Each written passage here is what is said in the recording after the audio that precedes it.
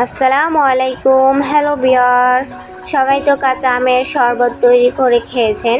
আজকে আমি আপনাদের তৈরি করে দেখাবো আদা পাকা আমের শরবত। শরবতটা আমি ঘরোয়াভাবে অল্প উপকরণ দিয়ে স্বাস্থ্যসম্মতভাবে খুবই সহজেই তৈরি করে নিয়েছি। এই আমের শরবতটা আমি কিভাবে তৈরি করেছি দেখতে হলে আমার সাথেই থাকুন। আমের শরবত তৈরি করার জন্য এইখানে আমি 3টা আম নিয়েছি। আমগুলোকে পরিষ্কার পানি দিয়ে ভালোভাবে ধুয়ে নিয়েছি। এখন আমগুলোকে আমি খোসা ছাড়িয়ে নেব। আমগুলোকে খোসা ছাড়িয়ে নেওয়ার পর আবারও আমি ভালোভাবে পরিষ্কার পানি দিয়ে ধুয়ে নিয়েছিলাম। এখানে আমি আমগুলোকে পিস করে কেটে নিয়েছি। যেহেতু এগুলো পাকা আম তাই বেশি মোটা বা পাতলা হলে সমস্যা নেই, ব্লেন্ডার দিলে ব্লেন্ড হয়ে যাবে, একদম মিহি হয়ে যাবে। আমের শরবত তৈরি করার জন্য এখানে ধনেপাতা নিয়েছি, গুড় নিয়েছি, কিছুটা পরিমাণ চিনি, বিট লবণ নিয়েছি, সাথে কাঁচা পাকা 2 ধরনের মরিচ নিয়েছি। বিট লবণটা দিলে শরবতের টেস্টটা অনেকটাই বেড়ে যায়। এখানে আমি লেবু থেকে লেবুর রস তৈরি করে নিয়েছি। লেবুর রসটা দিলে শরবতের ঘ্রাণটা অনেক সুন্দর আসে, খেতেও অনেকটাই ভালো লাগে। এখন আমি প্রথমেই আমগুলো দিয়ে দিয়েছি, আর এইখানে আমি কিছুটা পরিমাণে খাবারের লবণ এড করেছি, সাথে ধনেপাতাগুলো টুকরো করে নিয়েছি। এখন এই সমস্ত উপকরণ আমি আমের মধ্যে দিয়ে দেব। শরবত তৈরি করার জন্য সমস্ত উপকরণ আমি এইখানে দিয়ে দিয়েছি। সমস্ত উপকরণ দিয়ে দেওয়ার পর তৈরি করে রাখা লেবুর রসটাও দিয়ে দিলাম।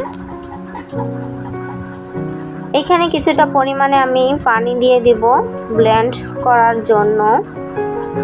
প্রথমে আমি আমটাকে একটু পেস্টের মতন করে ব্লেন্ড করে নেব।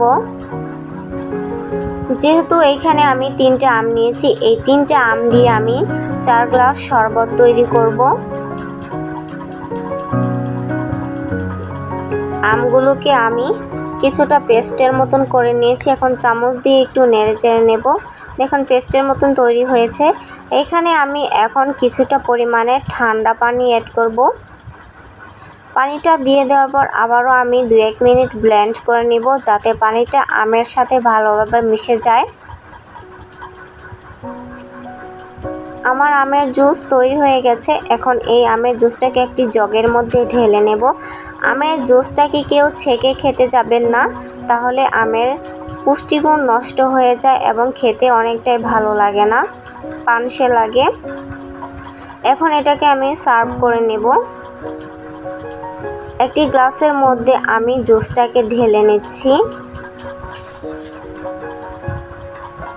এখন এইখানে 2 পিস আইস বার দিয়ে দিয়েছি। যারা ঠান্ডা খেতে পছন্দ করেন তারা অবশ্যই আইস বার বা ঠান্ডা পানি দিয়ে খেয়ে দেখবেন, অনেকটাই ভালো লাগবে।